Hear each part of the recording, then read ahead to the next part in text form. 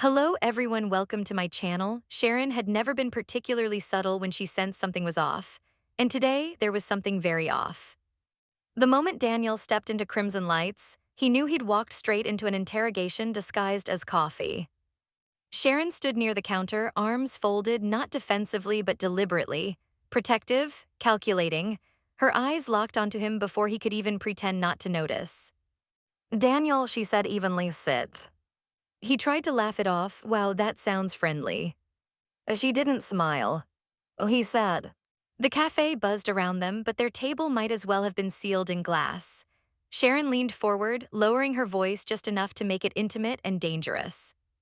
"I'm going to ask you something," she began, "and I want you to answer me honestly." Daniel shifted in his chair. That's usually how conversations work. Her expression hardened. "What exactly is going on between you and Tessa?" There it was. No pleasantries, no soft build-up, just straight to the nerve. Daniel blinked. "Excuse me." "Oh, you heard me." "I think I didn't," he replied carefully, "because that question doesn't make any sense." Sharon's gaze didn't waver. "It makes perfect sense. You've been spending time with her, you've been texting, you've been meeting up, alone." Daniel exhaled slowly. "We're working on music." "Are you?" Sharon asked quietly. The accusation hung in the air.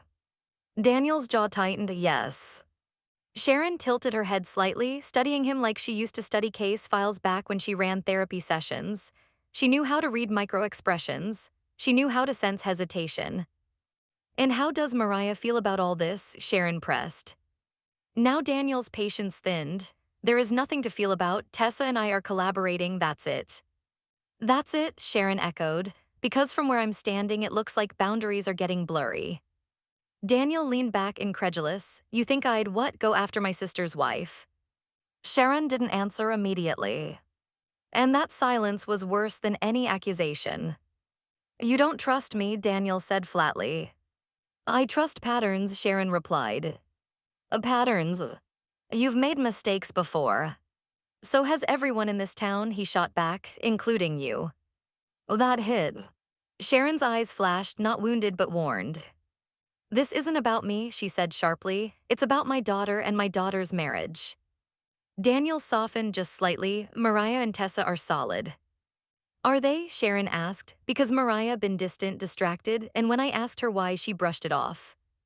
Daniel hesitated. Just for a second. And Sharon caught it. "There," she whispered, "that look." "There is no look," he insisted.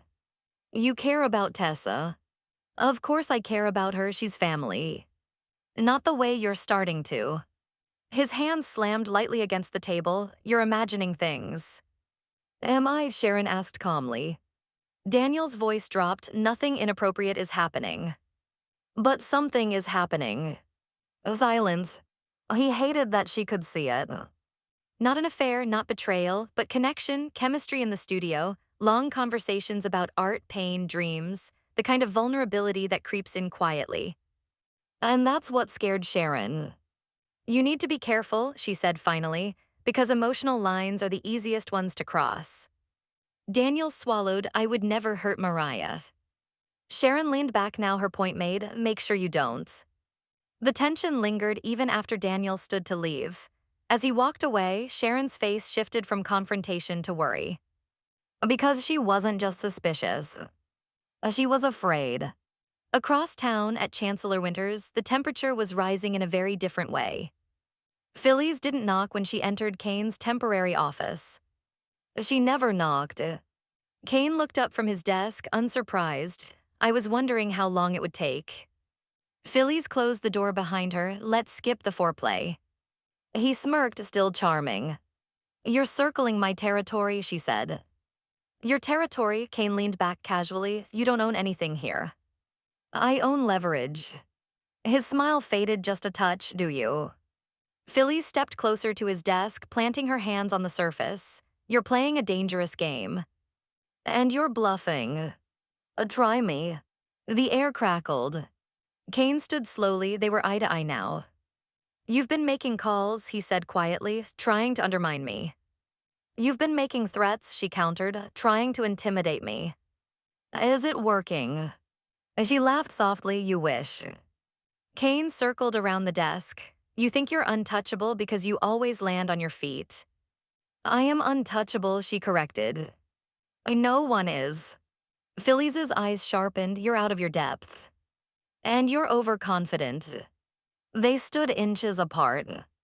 You don't scare me, Cain said. I don't need to, she replied. I just need to outsmart you. He leaned in slightly, you're running out of allies. So are you. A bead. You go after me, Cain warned, and I won't hesitate. To do what? Phyllis challenged. Expose me, ruin me, please, I've survived worse than you. His voice lowered to almost a whisper, you haven't survived me yet. Her smile returned cold, fearless, careful, threatening me tends to backfire. And crossing me, Cain shot back, comes with consequences. They were repeating the same dance, same rhythm, same hostility. But this time felt sharper. More personal. Phyllis straightened her jacket, this is your last warning. Cain's gaze followed her as she headed to the door, or what? She paused, glancing over her shoulder. Or I stopped playing nice. She left him there, but neither of them believed that was the end. It never was. Meanwhile, at the Abbott mansion, another familiar tension simmered. Claire stood near the fireplace, arms wrapped around herself. Kyle stood a few feet away, hands in his pockets. They'd been here before. So many times. I'm tired of this, Claire said softly. So am I, Kyle admitted. Then why does it keep happening? He hesitated because we never actually say everything. Fine, she said, turning to face him fully, say it. Kyle ran a hand through his hair, you don't trust me. Claire flinched, that's not. It is, he cut in. Every time something goes wrong, you assume I'm hiding something. Because sometimes you are. That's not fair. Isn't it? Their voices rose, then fell just as quickly. Claire's eyes glistened, I'm trying to believe in us. Then believe, Kyle said. It's not that simple. Why not? Because your history isn't simple. That hung between them. He sighed, I can't change who I was. I know, but I can choose who I am now. Claire looked at him carefully, and who is that? Someone who wants this to work. She stepped closer, searching his face for cracks. For what it's worth, he added quietly, I hate that we keep having this same conversation. A second verse, same as the first, she murmured. A faint smile touched his lips, yeah. Silence settled, not hostile this time. Vulnerable. I don't want to keep clearing the air, Claire said. I want to breathe. Kyle nodded slowly, then let's stop sabotaging it. You mean stop doubting? That too. She exhaled shakily, I need reassurance. He reached for her hands, then asked. She looked down at their joined fingers. Are you still thinking about your past? He didn't pretend not to understand. Sometimes, he admitted, but that doesn't mean I want to go back. Her eyes lifted to his.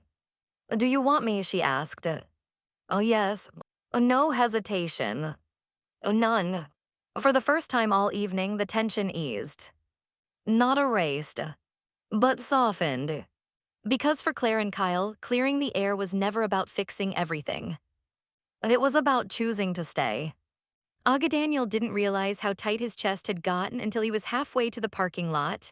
The cool air should have helped, but it didn't. Sharon's words followed him like a shadow.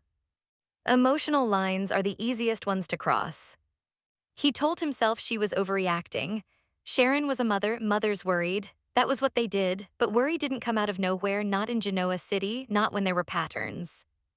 Daniel sat in his car for a moment without starting the engine. His phone lay on the passenger seat, screen dark, silent, and somehow louder than everything else. He didn't want to text Tessa. So of course, that's exactly what he wanted to do.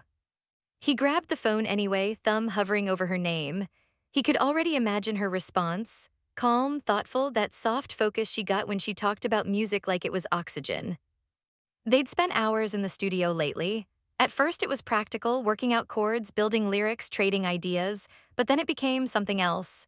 Conversations that drifted from music to grief, to regret, to loneliness. The kind of honesty people only give when they feel safe. And Daniel had felt safe with her. That was the problem. He set the phone down again, no message, not right now. He started the car. But even as he pulled away, his mind ran forward like it was trying to warn him. You can't unfeel something once it starts. Back at Crimson Lights, Sharon didn't move from her table for a long time.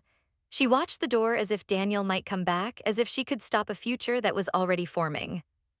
When she finally stood, she went to the counter and asked for a tea she didn't even want. It wasn't about the tea. It was about having something to hold while she thought. Mariah and Tessa had fought hard for their peace, kidnappings, lies, trauma, spirals. They'd earned their stability with blood and tears, and Sharon wasn't about to watch it crack because of a quiet emotional drift. Not again. She walked toward the patio, phone in hand, and stared at Mariah's contact. She didn't want to call. If she called, she'd be admitting she believed her own fear. But fear didn't require proof, fear only needed possibility. Sharon pressed call. Mariah answered quickly like she'd been waiting for someone to reach out. Hey, Mom. Sharon's heart sank at the tone, too bright, too rehearsed. Hi, honey, Sharon kept her voice gentle. You okay? A pause, a breath. Yes, why? Sharon leaned on the railing. Because I'm your mother and I can tell when you're carrying something. Mariah exhaled, I'm fine. You're not, Sharon said softly, and I'm not asking to control you, I'm asking because I love you. The silence stretched. Then Mariah said, quieter now, I don't want to talk about it. Sharon's eyes closed briefly, is it Tessa? The pause that followed was answer enough. Mariah swallowed, it's complicated.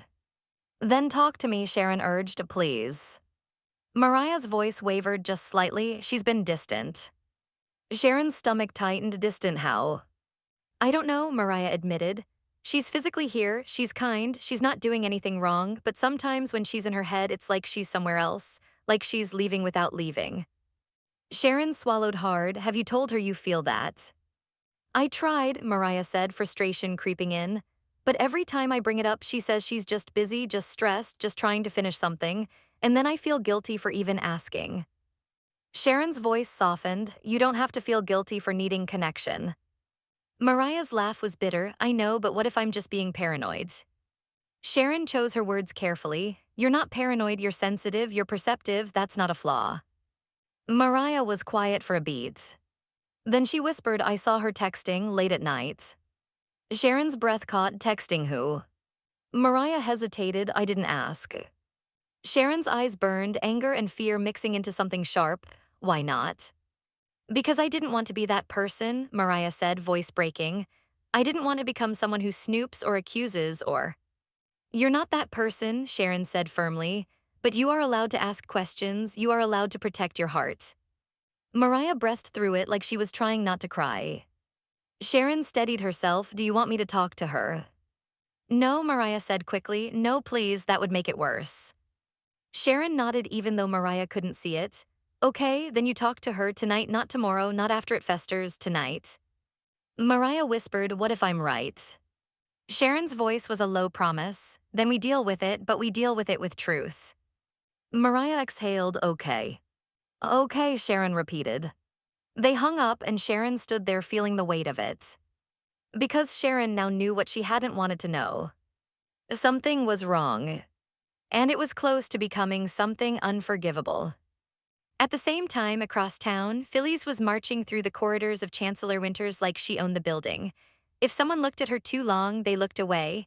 Everyone had learned the rules. Don't get caught in Phyllis' summer's orbit when she was in war mode. But even Phyllis couldn't ignore how her skin crawled with irritation. It wasn't just Cain. It was what Cain represented. A man who believed he could use history as a weapon.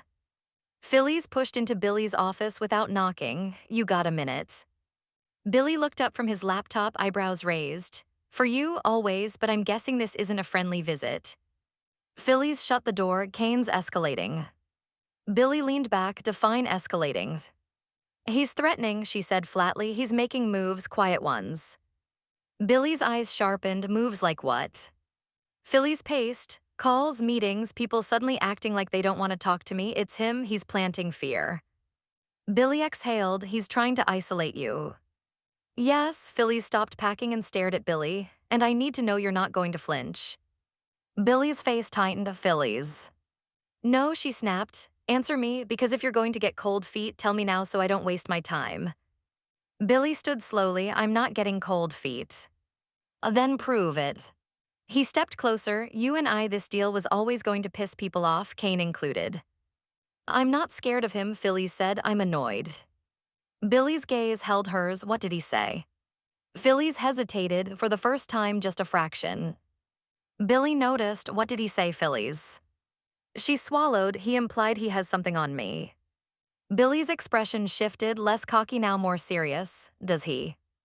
Phyllis scoffed. Everyone thinks they have something on me. That's what happens when you survive long enough. Billy didn't take the bait. Phyllis. She exhaled sharply. I don't know what he thinks he has, but he's acting like he's about to drop a bomb. Billy nodded slowly, mind working. Then we get ahead of it. Phyllis's eyes narrowed. How? Billy walked behind his desk, opened a drawer, and pulled out a folder. We stop reacting to Cain and start controlling the narrative. Phyllis's lips curled. That's my language. Billy tapped the folder. This is a list of people Cain's been courting quietly. Investors, board whispers. He's trying to position himself like a savior. Phyllis took the folder, scanning. He's bold. Billy smiled without humor. He's desperate. Phyllis looked up. Then we crush him before he gets momentum. Billy held her gaze. Fine, but we do it smart. Phyllis closed the folder. Smart is my middle name. Billy smirked. Pretty sure your middle name is Chaos. Phyllis's smile was sharp, only when necessary. As she turned to leave, Billy's voice stopped her. Phyllis. She glanced back. He said quietly, don't do something that makes it easier for him to win. Phyllis's eyes flashed. I don't lose. And she walked out, heels striking the floor like punctuation. Cain, meanwhile, was in a different kind of office, one not listed on any directory, a private suite, neutral ground. He sat with a man in a tailored suit, someone who looked like money and smelled like leverage. You're sure she'll bite? The man asked. Cain's expression was calm, almost bored. Phyllis can't resist a fight. And Billy. Billy will follow her, Cain said. He always follows someone. He pretends he's leading, but he's reactive. The man tilted his head. What's the endgame? Cain's eyes hardened. Control. And what about collateral damage? Cain didn't blink. There's always collateral. The man smiled faintly. You sound like Victor Newman. Cain's mouth curled. That's not an insult. He stood. Just make sure your people are ready. When I give the signal, I want the leak to land hard. The man nodded. And if it doesn't destroy her? Cain's voice lowered. It will. If it doesn't destroy her publicly, it'll destroy her privately. He picked up his coat. Either way, she breaks. And Cain walked out, already hearing Phyllis' future rage. Already tasting victory. At the Abbott mansion, Claire and Kyle had managed a fragile moment of calm until calm became awkward. They sat on opposite ends of the couch, not touching, but not apart enough to pretend it wasn't intimacy. Kyle rubbed his hands together. So are we good? Claire's eyes flickered. I don't know what good means anymore. Kyle frowned. That's not fair. Claire sighed. I'm not trying to be unfair. I'm trying to be honest. Kyle stared at the floor. I'm tired of paying for things I didn't do to you. Claire's chest tightened. And I'm tired of pretending your past doesn't matter. Kyle looked up quickly. It matters, but it doesn't define me. Claire nodded. I want to believe that. Kyle's voice softened. Then do. Claire's eyes glistened. I'm trying. Kyle moved closer, cautious, like approaching a skittish animal. What do you need? Claire swallowed. Transparency. I've been transparent. More, she said, trembling. I need to know you're not hiding anything at all. Kyle's jaw tightened. That's impossible. It's not, Claire insisted, not if you're actually all in. Kyle's eyes narrowed. You want full access, full disclosure, like I'm under audit. Claire flinched. That's not what I'm saying. It's what it feels like. Claire stood abruptly, restless. Why does this always turn into a fight? Kyle stood too. Because you don't trust me. Claire's voice cracked. Because trust isn't automatic. Kyle stepped toward her. You want to keep rehashing every misunderstanding like it's brand new. We clear the air and then 2 days later you're back at the same spot. Claire's lips parted, hurt, maybe because the air never stays clear. Kyle froze. Claire whispered, maybe because you keep adding smoke. Kyle's eyes flashed, that's not fair. She wiped at her cheek, realizing she was crying. I don't want to be this version of myself. Kyle's voice softened immediately, Claire. She shook her head. I don't want to need reassurance every 5 minutes like I'm broken. Kyle stepped closer, gentle now, you're not broken. Claire laughed through tears. Then why do I feel like I'm always bracing for impact? Kyle's face tightened, he didn't have an easy answer. That silence spoke too. Claire looked up at him, say it. Kyle blinked, say what? The thing you're not saying, she whispered, the thing you're keeping behind your eyes. Kyle swallowed. He wasn't hiding an affair. He wasn't hiding betrayal. He was hiding doubt. Because there was a part of him, a stubborn, exhausted part, that wondered if this relationship was already built on too many cracks. And he couldn't say that out loud. Not without destroying her.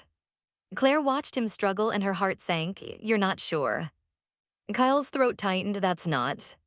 You're not sure, she repeated, firmer now. Kyle exhaled, I'm sure I care about you. That's not what I asked. He looked away. Claire nodded slowly, devastated in a quiet way. Okay. Kyle stepped forward. Claire, listen. No, she whispered, I am listening, that's the problem. Kyle's voice broke slightly, I don't want to lose you. Claire's eyes were glassy. Then stop making me feel like I'm auditioning for your commitment. Kyle flinched as if struck. Claire turned away, hugging herself, I need time. Kyle's voice was tight, time for what? To see if you actually want this, she whispered, or if you just want to not be alone. Kyle's face went pale. Because that hit too close. Claire walked away, leaving Kyle standing in the living room with the same thought he'd been avoiding. Maybe clearing the air wasn't fixing them. Maybe it was simply delaying the inevitable. That night at the apartment Mariah and Tessa shared, the silence wasn't peaceful. It was loaded. Tessa stood at the kitchen sink, hands resting on the counter. Mariah paced behind her.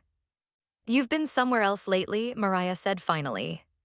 Tessa didn't turn around immediately. I'm right here. That's not what I mean. Tessa faced her now, eyes soft but guarded. Mariah, I'm tired. So am I, Mariah said, voice trembling. I'm tired of feeling like I'm trying to reach you through glass. Tessa's throat moved as she swallowed. I've been busy. With what? Mariah asked. With music, with work, with Daniel. Tessa's eyes widened slightly. And that tiny reaction punched Mariah in the guts. You are texting him, Mariah said, voice cracking, a lot. Tessa's shoulders sagged, yes. Mariah's breathing turned shallow, why? Tessa stepped closer, because we've been collaborating. Not just collaborating, Mariah snapped. You've been talking late, in that way people talk when they're. When they're what? Tessa asked carefully. Mariah's voice dropped to a whisper, when they're connecting. Tessa's eyes filled with emotion, Mariah. Mariah shook her head, tears falling now. Tell me the truth, is there something between you? Tessa looked like she was in pain, there's nothing physical. Mariah froze, that's not what I asked. Tessa's voice broke, I didn't mean for it to happen. Mariah's world tilted. She laughed once, bitter and broken, so there is something. Tessa rushed forward, taking Mariah's hands. It's not what you think, it's not. What is it then? Mariah demanded, because I feel like I've been losing you one day at a time. Tessa sobbed quietly. Daniel understands a part of me that I haven't been able to explain lately. Mariah's eyes burned, and I do. Tessa shook her head, you do, you always have, but. But what? Mariah's voice rose, but it was easier to talk to him. Tessa didn't answer fast enough. Mariah ripped her hands away, wow. Tessa stepped forward, Mariah, please. Mariah backed up, no, don't please me, don't soften it, say it. Tessa's voice was raw, I felt seen. Mariah's tears fell harder, I have been seeing you for years. I know, Tessa cried, I know, and I hate myself for this. Mariah shook her head, did you love him? Tessa's breathing hitched, no. Are you sure? Mariah whispered. Tessa wiped her cheeks. I don't love him, she choked, but I got too close. Mariah sank onto the couch like her legs gave out, too close. Tessa knelt in front of her. I'm telling you because I don't want secrets. Mariah stared at her, devastation stretching across her face. And Daniel. Tessa swallowed. He didn't push, he didn't try to break us, but I could tell he felt something too. Mariah closed her eyes. Sharon had been right. And that made it hurt even more. Mariah whispered, so what now? Tessa reached for her again, slow, careful. Now we fight for us if you still want to. Mariah opened her eyes, red and wet. I don't know what I want right now. Tessa's face crumpled. Mariah. Mariah stood abruptly. I need air. She grabbed her coat. Tessa panicked. Don't leave like this. Mariah paused at the door, not turning around. I'm not leaving you. Her voice broke. I'm just trying not to break. And she walked out. Across town, Daniel sat alone in his dark apartment, phone in his hand. A text from Tessa sat unread on his lock screen. We need to talk. Daniel stared at it for a long time. I knew what it meant. I knew what had happened. Because the moment Sharon confronted him, the universe had started closing in around the truth. He finally unlocked his phone and opened the message. Then another notification came in. From Mariah. Did you know what you were doing? Daniel's throat tightened. He typed, I'm so sorry. And then he stopped. Because sorry didn't fix what was already cracked. He set the phone down and leaned back, staring at the ceiling. He'd never touched Tessa. He'd never even planned to. But emotional betrayal didn't require hands. It required presence. It required vulnerability. It required the quiet choice to turn toward someone else when your life felt heavy. And he had done that. The next morning, Phyllis walked into society like she owned the air. Cain was already there, seated at a table near the window, sipping coffee like a man who had nothing to fear. Phyllis approached, eyes blazing. You're enjoying yourself. Cain smiled faintly. I always do. Phyllis slid into the seat across from him without being invited. You think you're clever. I know I am, Cain replied. Phyllis leaned forward. Whatever you're planning, you can stop. Cain's eyes didn't move. Stop? Why would I stop now? Phyllis's voice dropped razor sharp. Because I'll bury you. Cain's smile widened. You've said that before. Phyllis's eyes narrowed. And you've never pushed me like this. Cain leaned in slightly, voice calm. That's because you've never been this vulnerable. Phyllis's blood went cold. What did you just say? Cain's gaze sharpened. I'm giving you a chance to walk away. Phyllis laughed, but it sounded forced. You can't scare me. Cain set his cup down. Then why are your hands shaking? Phyllis's fingers curled into fists. You don't know anything about me. Cain's eyes glinted. Don't I? Phyllis's voice rose. Say it. Say what you think you have. Cain paused like he was savoring it. You made a call last year, one call, and you didn't think anyone noticed. Phyllis's face stiffened. Cain smiled. Oh, so you do know what I'm talking about. Phyllis's voice turned deadly. If you leak anything, I will destroy you. Cain's smile faded. You're not listening. Phyllis's eyes burned. I'm listening just fine. Cain's voice dropped. I'm not threatening you, Phyllis. He leaned closer. I'm promising you. Phyllis's breath hitched. For the first time, the war didn't feel like a game. It felt like a knife at her throat. And Cain stood, placing money on the table like this was just coffee. You have 24 hours to back off. Phyllis stood too, fury shaking through her body. Or what? Cain looked her in the eyes. Or you'll find out what it feels like to be powerless. Then he walked away, leaving Phyllis trembling, not with fear of him, but with rage at the idea of anyone thinking she could be controlled. Phyllis didn't do powerless. She did revenge.